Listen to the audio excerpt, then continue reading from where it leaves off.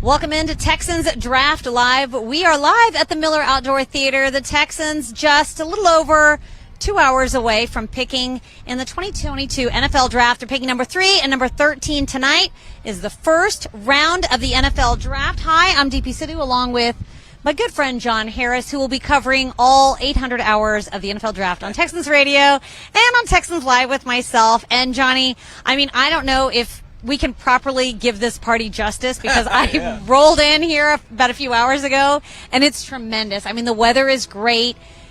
It's cloudy. There's a nice breeze, as you can tell from my hair swirling around. But, you know, we got a fan zone. We've got the band warming up behind us. We got a stage. We got Cecil Shorts. We got Texans Radio, Sports Radio 610 lined up, and it's a sight, man. It really is. Considering what we were doing the night of 2020's draft, we were all at home. I think everybody's at home. I know I was at home. And I just remember looking at our computer screens, and I saw 4 faces. It was myself and Mark and Robert and Andre Ware and the 4 of us doing the show. And it was just odd. And we didn't have a first-round pick. We were just talking about it. And then we got the second round. We got to Ross Blacklock. But that was so strange.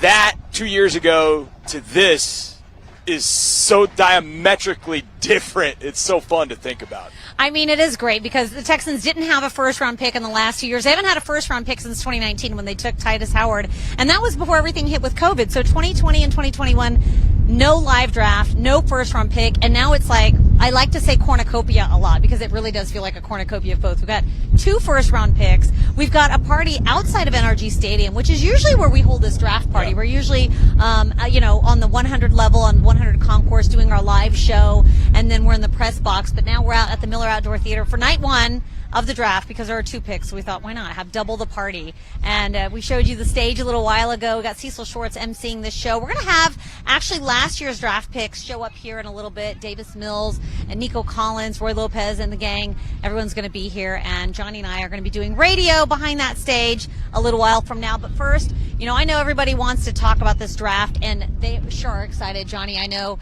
you've got a mock draft. We're going to get to that. Drew Dougherty is in Las Vegas. We've got a lot going on. But first, let's check out all the picks the Texans have in this year's draft. Right now they have 10 as it stands. They traded a pick on Monday. They traded 2 picks on Monday for a 5th-round pick from New England. So now they're picking in the 5th round, and they're not picking in the 7th. And they also traded the first of their 3 6th-round picks. So here is what is left as of right now. And Johnny, what are the odds that the Texans change their picks tonight? 3 or 13? 100%. 100%. 100%. Which pick? I would go to Vegas with Drew right now. And I think put your money down on that? Jim Trotter, it was, I think he's inside Energy Stadium. He's talking with Nick Caserio this week. And he said that Nick or somebody close to Nick relayed to him that the Texans are 99% picking number 3. And it makes sense in a draft in which there aren't quarterbacks that teams are coming up for. In 2018, the Colts are sitting with pick number 3. And before the draft, they traded to the Jets and got a cornucopia of draft picks. And at number 6, when they moved down, they got Quinn Nelson. With the pick in the 2nd round they got Braden Smith. 40% of their offensive line in that trade. The Jets ended up with Sam Darnold. It didn't work out so well. But point being, teams are wanting to move up for quarterbacks. They're not wanting to do that tonight. Now, will there be trades up? Yes. Texans could be one of those trades up. I would imagine if a pick gets moved, it's going to be 13. I mentioned this last night to Mark on Texans All Access. I mean, I'm still in kind of a funk and a stupor. I've been selling my house and moving, so I've been out of pocket the last 3 days. But luckily, this is like a final exam. the whole year I've been working, and I just took the 2 or 3 days before the exam off so I could go to the beach, but it wasn't quite the beach. Anyways, I brought this up last night because I've thought about this, and this is what we started to hear today, and that is trading up from 13.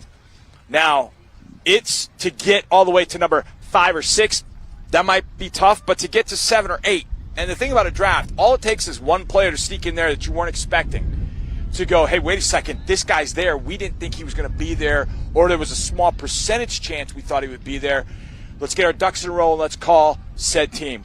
Let's make a deal. Let's go up and get our guy and get 2 players in the top 8, 2 players in the top 10, and see if they'll want to move. You got the ammunition. That's why you made the trade. And I said this after the Deshaun Watson trade. You have the assets in hand. What you do with them is up to you. Do you select a player, or do you take that asset and turn it into more, or do you combine it with something else and get something higher? So that's the thing with getting the assets in the trade. They have the opportunity to do that tonight, tomorrow, and Saturday.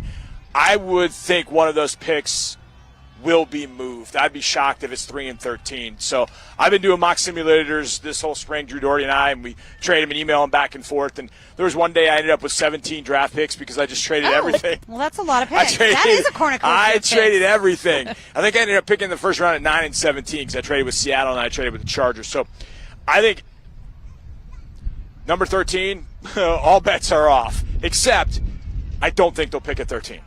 That I feel very confident about. If they do, great. I just don't think they're going to do it. I think it's going to be up or down. Yeah, we've been hearing some rumblings today that the Texans may move up from 13, not down. So it'll be interesting to see. But no matter who the Texans pick, there's a very good likelihood that Drew Dougherty will be catching up with them tonight in Las Vegas. We've got some of the top prospects out in Vegas, and Drew Dougherty is giving us a live look from Las Vegas himself. Let's check out what Drew's got going on in Vegas. Thanks so much, DP. You know, we've been to a lot of drafts. We've been to New York, we've been to Chicago, Philadelphia, Nashville. None of them can touch what we're seeing so far here in Las Vegas. You know, it's one of those weeks that's just special for NFL fans and for sports fans in particular. But here in Vegas, look at this. They've redone everything over at the fountains in front of the Bellagio, which is where we are right now. And just next door is Caesars Palace, which is where the draft is going to take place itself. But the scenes, the lights, and everything, it's going to be so much fun. You know, yesterday, when they were testing the sound here on the water for some of the stages, they were going test, 1, 2, 3, test, 1, 2, 3. And with the 3rd overall pick, the Houston Texans are taking center Wayne Newton out of UNLV. Now, I don't think they're going to do that because Wayne, I believe, is in his 80s, and he's got the sweetest hair, so he would not need a helmet.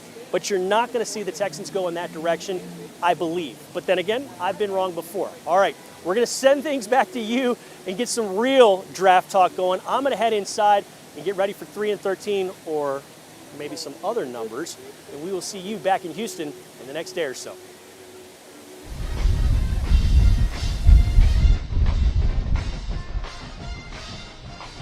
All right, thanks so much, Drew Dougherty out in Vegas. He'll be catching up with our draft pick a little bit later. I'll be catching up with our draft pick a little bit later, too. John Harris will be doing the draft as it unfolds. We're just a few hours away. The draft kicks off at 7 o'clock here. But right now we're at the Miller Outdoor Theater. The band's playing. Fans are coming out. We enjoy, we encourage you to come on out and check out the party. It is quite a party. And, Johnny, I know that you talked about doing a lot of mock draft simulators. You have your latest mock draft for the entire first round, where you think all these players that we've been talking about for so long, where they might actually land. So let's take a look at John Harris's latest mock draft. All right, Johnny, walk us through this because I've seen Trayvon Walker, Aiden Hutchinson now flip 1 and 2, and you seem to do the same. Yeah, I just, reading the tea leaves, I think it's, to me, when I did the mock draft a few days ago, I felt like Walker, Hutchinson were 1, 2 in some order. I just felt like if Hutchinson went number 1 to the Jaguars, that the Lions, if they like Hutchinson, they're going to like an athlete like Walker, although it's a different player. And I think this is where it gets sort of confusing for people. And that could happen tonight if the Texans draft Trayvon Walker. They're going to see edge play. They're going to think outside defensive end, but that's not what he is.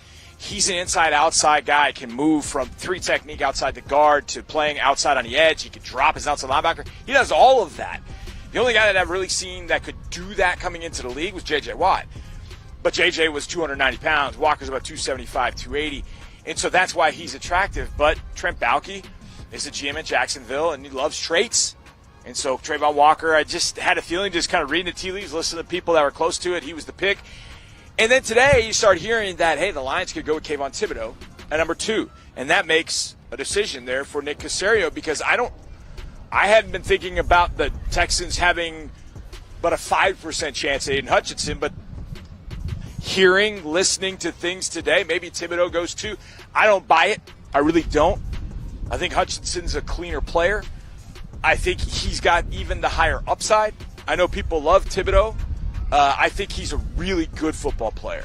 But I think Hutchinson should go before him. So if Hutchinson ends up at number 3, it's going to be decision time, because Derek Stingley's name has been out there. And I think I have Stingley going 5. 7. A little bit later. A little bit later, because I have Neal going 5. So I got Stingley going before Sauce. And those are the ones we'll probably compare over the years. Thibodeau, Hutchinson, Walker, Neal, Ikikwanu, Stingley, and Sauce. There's always this basis of comparison for guys that are probably going to go in the top 10. And then at number 13, I had the big fella Jordan Davis. But for the Texans, at number 3, I had Ikikwanu. But if Hutchinson's available, I would take Hutchinson. Because just the way things are right now with the organization, the fact that you have Laramie Thompson, you have Titus Howard, that you could use both of them at tackle. But what you don't have is a dynamic edge player to go alongside John Grenard.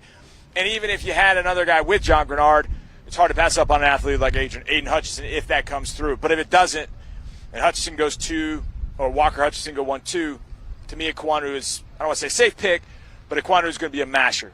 And I think eventually he'll play tackle, but he steps in at guard. He makes your offensive line that much better. So you take him at 3, and then he gets down to 13.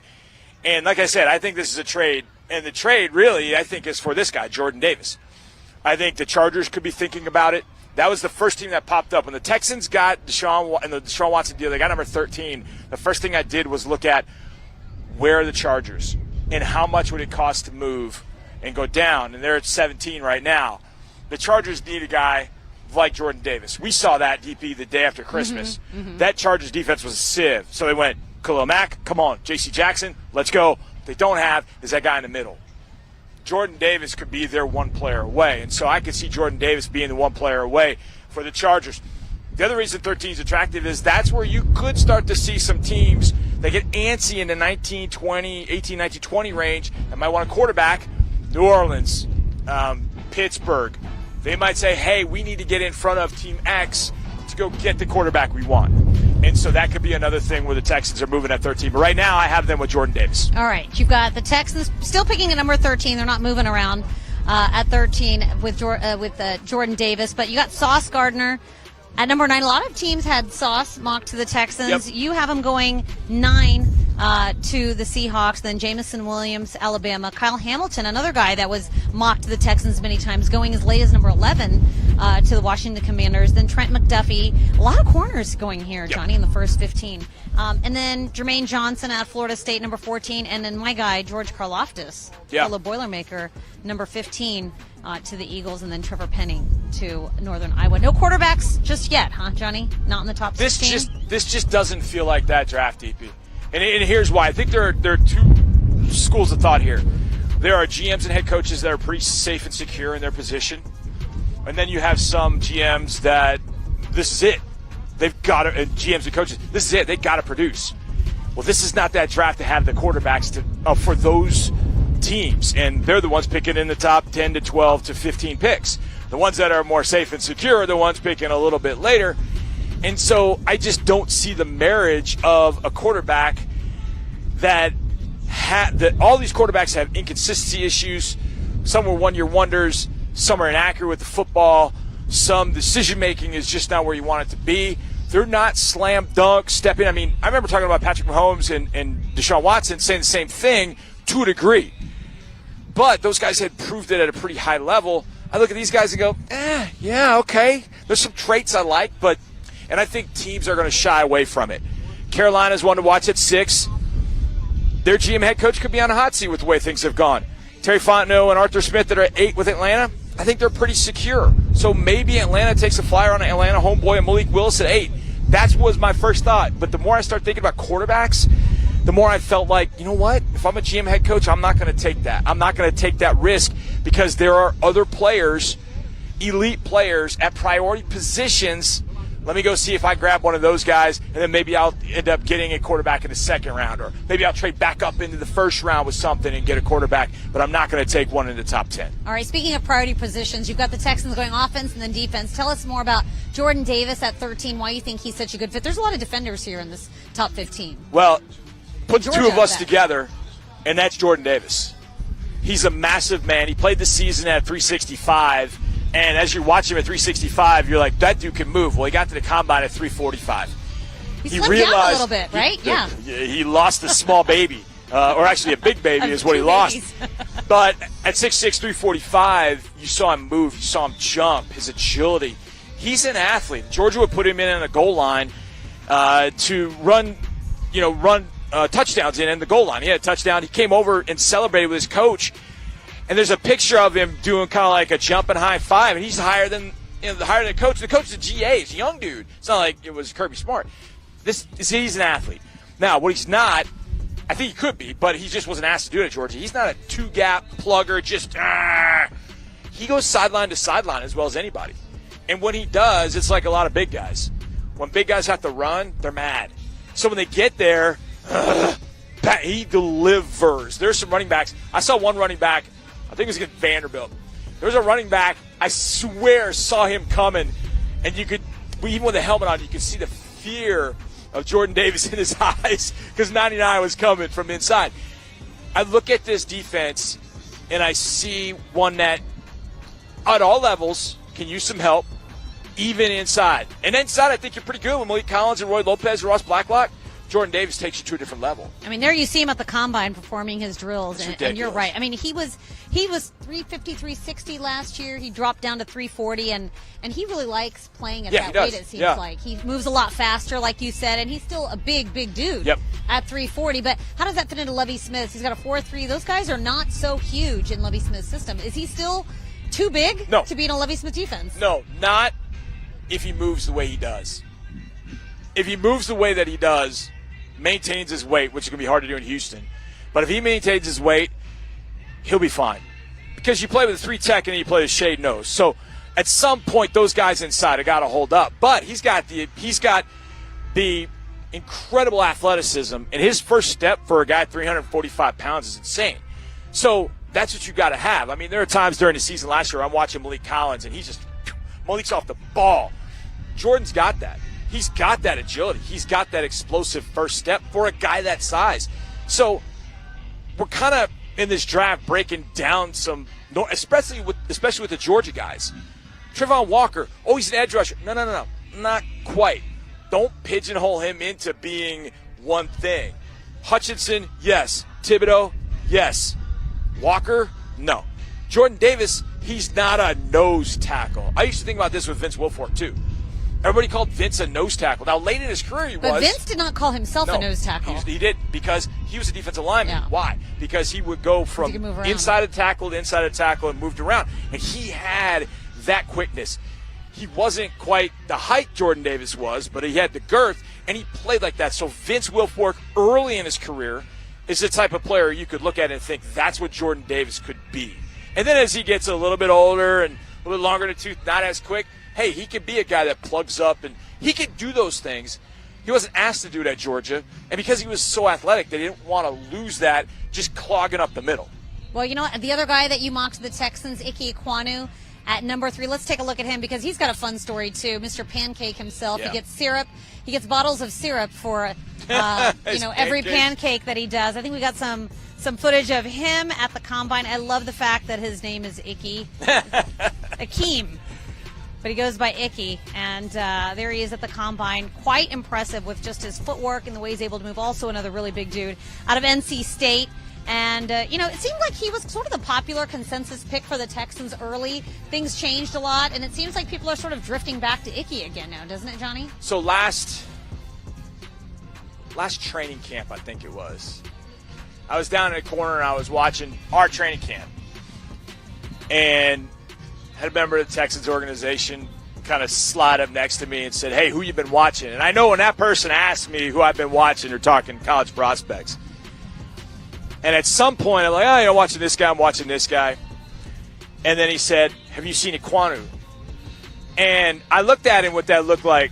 come on, man, you know I have. Of course I have. Of course I have. And he gave me the It's same John look Harris. back, and he goes, we both sort of looked at each other like, that's a bad man. Now, coming out of 2020, the prevailing thought amongst scouts and personnel people was that Icky was going to play guard. But in 2021, when you watch him out of tackle, you're like, no, that guy's a tackle. That guy will develop into a 10 to 12-year tackle in this league and be what you want. He would be great in the run game eventually. He can work through some of the issues he might have, but he's got good feet. He's got excellent length. He's smart. His football IQ's off the charts. His twin brother is at Notre Dame. He's everything you want. Thought being, you have Titus Howard, you have Laremy Tunsil. Do you draft a guy that, are you going to keep those, first of all, you're going to keep those guys at tackle? If you are, and you draft Ikikwanu, then he goes to guard, right? How long does he stay at guard? That would end up being the question. But to me, I just want to have better players all over this roster and elite players. And I think Ikikwanu is an elite player. I think Evan Neal's an elite player too. It's really hard to pick between those two. But for a guy to step in at guard and be a guy that can control the middle and then eventually a year or two down the road jump out to tackle, I feel like that's Ikikwanu. There's a lot of offensive linemen that could go in this draft. Let's take a look at the rest of your mock draft, Johnny. We've got a few more picks left after the Texans. I know it's like at that point you're like, okay, whatever, but it's going to really set up. It's going to really set up day two, where whoever's left. But walk us through the second half of the draft. We'll go 17 to 24. Kenyan Green from Texas A&M to the Chargers. First Aggie taken here in the draft. First guy out of Texas. And then you got Devin Lloyd going to the Eagles. And another quarterback, or is this the first quarterback? My first quarterback coming off Ritter. the board is Desmond Ritter. Oh, okay. So the Cincinnati. Saints still get a quarterback. They just get him at 19. Yeah. And it's not the quarterback anyone thinks it's going to be. It's going to be Desmond Ritter. And then you've got Malik Willis going to the Steelers. So back-to-back quarterback run. Well, here's the way I went about it. And this is odd to say this, but Penning is the last offensive tackle for a while. And I was a big fan of Penning's going down to the Senior Bowl. Then he had a terrible Senior Bowl. Terrible Senior Bowl. It was not great. Mm-hmm. I really wanted it to be good because I really wanted to believe in this guy. I think he's a great athlete. But after him, there's a drop-off. So what I did is I had the Saints taking Penning at 16, knowing they had 19, and that's where they would end up taking a quarterback. And for some reason, I have had the Saints and Ritter. I don't know what it is. You just see that as a good fit? Yeah, I see it as a good fit. It just feels right. And at the Senior Bowl, the worst-kept secret was the fact that Tomlin and the Steelers like Malik Willis more than they like the homeboy from Oakland right there in Pittsburgh, Kenny Pickett. So that's why I went there. I have an Aggie going off at 17, Kenyan Green. I mean, look, we talked about the Chargers being one player away. Jordan Davis on defense, but they could also use one on offense. Mm-hmm. They've got a great tackle from out of Clements High School, Rashawn Slater. They got him last year. He's going to be a mainstay. Corey Lindsley, they got in free agency for the Packers. They need a guard. Kenny Green's the best guard. The next best guard is Zion Johnson, who unfortunately I have going to the Cowboys. He's a guy, and this was interesting because John Lopez and Landry Locker brought this up as I was driving around the other day in U-Hauls. They brought up the Texans trading back into the first round. Ooh, they could do that. And looking at an interior lineman, I was like, Kenyan Green and Zion Johnson would be those two guys. Now, I do think there are some interior linemen over the next couple of days that would be really good value on day two. I love Cole Strange from Tennessee Chattanooga. I love Dylan Parham from out of Memphis. Two guys I really like. I think you can get them a little bit later. It gets a little thinner. I love Tyler Linderbaum from Iowa. He's a center, though, and that's a little tough. I mean, he's like the best center in the country, but he's a center. I have him in my top 10. He's that good a player to me. Yeah, I've seen him in the top 10 as well, but the fact that he is really good at that position, but he's a center. Yeah, he's a center. And are most teams looking for versatility? Yeah, and he's a center. He's small. He's 295 pounds. Maybe got above 300 for his pro day, but I guarantee you, a day after his pro day, he went down to 295. But I got Linderbaum going to Arizona, and when we were out in Arizona, I remember talking to Dre and Mark during a break, and I said, this team's got everything. The Cardinals. This team's got everything, but they're going to get Kyler Murray killed because this offensive line is awful. And it showed up. Our guys were getting pressure on them all day. We just couldn't move the football in that game. They've got to have help on the offensive line. Rodney Hudson's a great center, but a little long in the tooth. So you get Linderbaum. Maybe he moves or Hudson moves on, but Linderbaum I thought would be a good pick. They just have to find offensive linemen for the Cardinals. It's still a steal for the Cardinals to get a guy like a Linderbaum at 24. All right, let's take a look at 25 through 32. The bottom of the first round mock draft for John Harris. I'm glad we're bringing this up on screen because I couldn't tell you what I did 25 through 32. I mean, I'll recognize the players, but I don't have a clue of what I had going here. But I did have one at 25 that was interesting. You've got a running back going in the first round. That was going to be my question. Does a running back go? I agree with you. I think Breece Hall will go in the first round, towards the end of the first round. You've got the Bills taking a running back, and oh man, what a dangerous offense that's about to be if that's what happens there. Yeah, I had a conversation with my good buddy Sal Capaccio. He's me up in Buffalo. He's a sideline reporter there. He's on WGR in Buffalo, and I was on there this morning, and they asked me about that, and I said, look, I feel like the Chargers, and the Bills are closer, but I feel like the Bills are a couple players away, and running back is one of them. But you reminded me, and this is an important point in all of this, GMs and head coaches have strategies, and they have absolutes. We don't draft the running back in the first round. We don't draft this position here. We don't do this. We don't draft the guy under 6 feet. They all have these don'ts.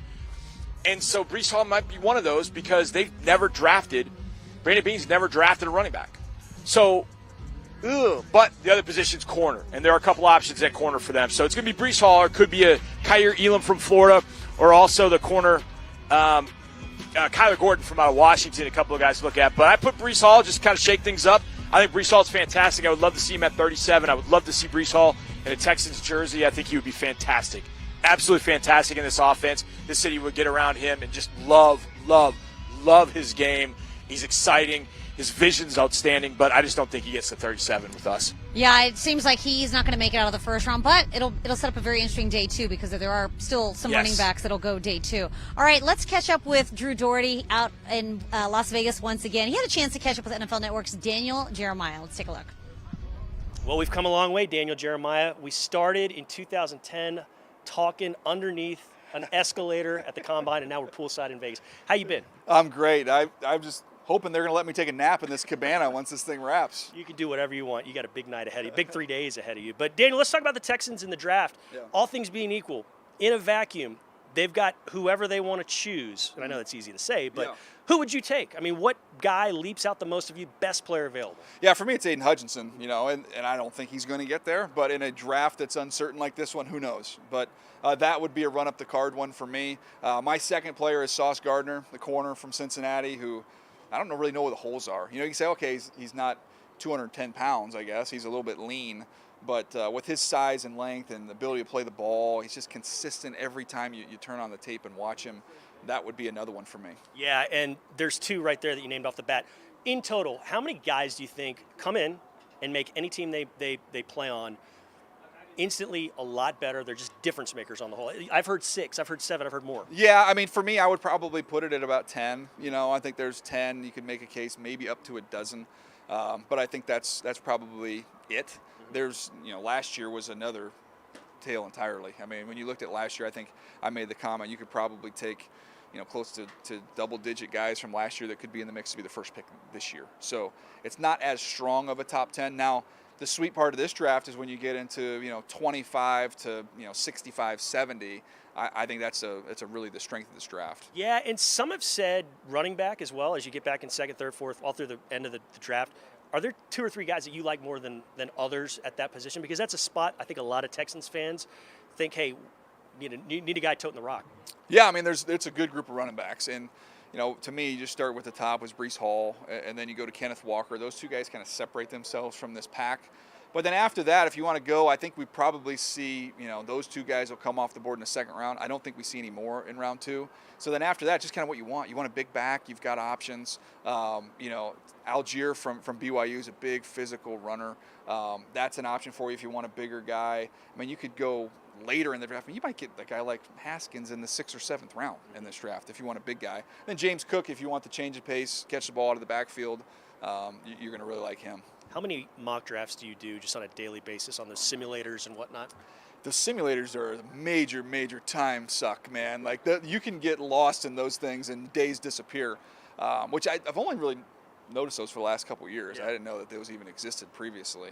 But yeah, those are fun little exercises. I always end up loving my draft, though. I'll just tell you that right now. It magically just falls just the way you like it on the simulator. I don't think it's going to happen that way on Thursday night. No doubt. Okay, let's wrap things up. Texans have the 2 picks, 3 and 13. Maybe they move around with one or both of those, but I think they emerge with 2 first-rounders. Do you think it's one offense, one defense, both defense, or both offense? Of those 3 choices, what do you think happens? I think you'd be more likely if you're going to double up on one side of the ball would be offense. So, you can look at it. Talk about the corner options that you could have there defensively. You look at the edge rushers you could have there defensively. But I just think with Davis Mills and trying to figure out what you got there, and saw some really good things last year, it'd be tempting to me as a team builder to say, we're going to take an offensive lineman at 3, in which there'll be a couple good options. And then, man, if there's a receiver that I love at 13, let's go there. The nice thing is when you have kind of a plain palette here where you can kind of just do what you want to do, I would start on the offensive side of the ball so I can evaluate my quarterback so we can know what we have there. You said receiver you love. Is there one you love? Yeah, I mean, I've got kind of those 4 guys up there. So, I would run the card up somehow if Garrett Wilson was there. I think he's my 4th overall player. I've got Drake London up there. I think he's my 7th player. So those are the top 2 guys. And then you kind of get into the Olave, Jamison Williams group, who I think are rock solid, too. I wouldn't hate any of those picks at 13. I promise this is the last question. Yeah. You work for the Chargers on the radio side during the season. You've seen the Texans up close the last few years. What do you think of Davis Mills? What do you think the future holds for him? Is it still cloudy? I mean, do you think there's a bright spot there? No, he was great that game. I know that much. Getting a chance to see him in person and see kind of the command that he had there was what stood out to me, the poise. Those are things that you can't teach. You can get better in some of the other stuff, but having command, having poise, didn't look big for him at all. I was excited and excited to see where he goes from here, and I just got to give him some more help. Always appreciate the time, Daniel. Good to see you, my friend. Thanks, buddy.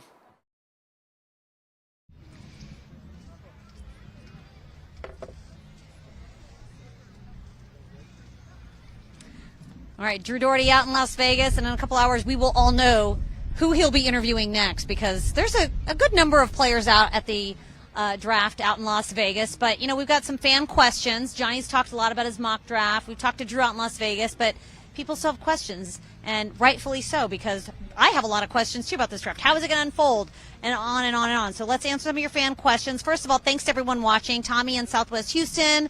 Brody in the UK, thank you for watching and being a part of our party here at the Miller Outdoor Theater. If you haven't noticed, we have this amazing setup, and I just don't know how we're ever going to do a party inside the stadium again. Yeah. So thank you to all the fans who are watching.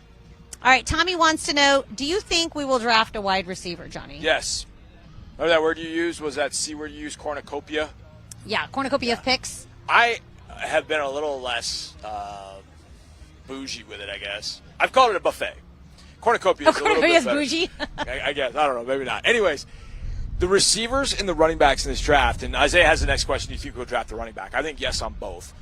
I think there could be a situation, not that we look for Deebo Samuel himself or a player like Deebo Samuel, but I think in a pass-catching, running, making something happen with the ball in his hands type of player, we will draft. Now, whether that guy is a pure running back or a pure wide receiver, I don't know. I'll give you a guy like Wan'Dale Robinson from out of Kentucky. Wan'Dale's about 5'11", 190, 195. He's 4'4". He can fly. He does a little bit of everything. In Kentucky's offense last year, he came over from Nebraska. He was a downfield threat. He ran a slot. He did push passes, a lot of horizontal stuff with him. They did all kinds of things with him. They hand the ball to the backfield some. He's kind of Deebo light in that way. I would love to see the Texans have a player like that that's got some ball-carrying versatility. This team has got to continue to find young offensive ball carriers. Whether you call them wide receivers, tight ends, running backs, I don't care. But wide receiver, yes. Running back, yes. Every simulated mock that I did, I had two running backs. All right, give me a every round. draft. Give me like a general round or day when you think that a wide receiver. We start doing those sort of skill set position groups. Well, there's been a lot of talk about Garrett Wilson. I don't have much that differentiates the top 5, 6 receivers in this draft. Be it Jameson Williams, Chris Olave, Garrett Wilson, Drake London, Jahan Dotson. I don't have a lot that separates those guys. So I don't want to trade up for a guy. Mm-hmm. Now, Nick might, and that's fine, because he's going to end up getting a really good player. But I don't have much that separates them. So I'm going to stay pat at 13. If I'm going to take a receiver, I'm going to take one of those guys at 13. But Once I get to the second round, Jahan Dotson could be there at 37. Treylon Burks might fall because he didn't run like a lot of the guys higher in the draft did. So he may fall a little bit. So if he's sitting there at 37, I'd snap up Treylon Burks too. 6'3", 230 pounds. Sounds familiar? I mean, Andre Johnson was that. Now, he plays a little differently than Drake, but still, that's the point. I could see them first, second round going wide receiver and having no problem with it. I think running back honestly shouldn't be until the third round. 68, 80, that would be a great spot to look at some running backs. Isaiah Spiller could fall there, although I wouldn't be surprised to see Isaiah Spiller and Kenneth Walker both go before 68. But after that, James Robinson, Alabama, Tyler Algier from BYU, James Cook from out of Georgia, Zeus White from out of Georgia. The running backs and the wide receivers are so different. So when we say edge rusher, well, those edge rushers are the same. They rush the quarterback. These running backs are all different. You've got some that are great receivers, James Cook. You have some that are great pass protectors, Kyron Williams. You have some that are 220 pounds that played linebacker, and they run the ball like linebackers like Hassan Haskins from Michigan. They're all different types, and that's what I really like about this running back class. So I think they'll take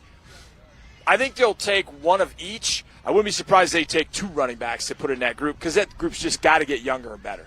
All right, we are answering your fan questions right now, so let's take a look at some of the fans out here at Miller Outdoor Theater because you're looking at us the entire time, but we've got a live look at some of our fans that are already collecting here for the draft party. As you can see, they're taking the seats at the stage right behind us. Cecil Shorts is emceeing the show. We're going to have our 2021 draft picks here. We're going to have Davis Mills, Nico Collins, Roy Lopez, Brevin Jordan, and Garrett Wallow. I was like, it's only 5. I should be able to rattle them off. They'll be it's here. A good 5, though. It's a good 5. It's a good 5. It's a good foundation. We're going to be getting them on radio in a little bit as well. So those are the fans they're collecting, and there's a lot of prizes, a lot of giveaways. It's a fun show right now. But thanks to all the fans that are out here, and we are answering your fan questions. Jordan wants to know, how many trades will the Texans make? And Jordan, it seems like Nick Caserio has made, I saw a number, like 18 trades since he became the general manager in January of 2021, either for draft, somehow involving draft picks. Yep. So he likes his trades, Nick Caserio. So I don't know. Do you have an over-under on how many trades the Texans will make? I mean, I'm assuming he means during the entire draft, not just time. I think last year he made 3. Of the 5 picks, he ended up making 3 trades. Nico was a trade up. Garrett was a trade up eventually, and I can't remember if they moved for Brevin or Brevin was the result of one of those trades. So there were 2 or 3 trades last year, and that was only with going in with 8 picks. He's already made 1. I don't know if that counts, but in my mind, I've been thinking 13's moving. 107 and 108, I think one of those picks will be moving in a deal in some way, shape, or form. I felt like one of those trades would be to get a 5th rounder. They did that with the Patriots.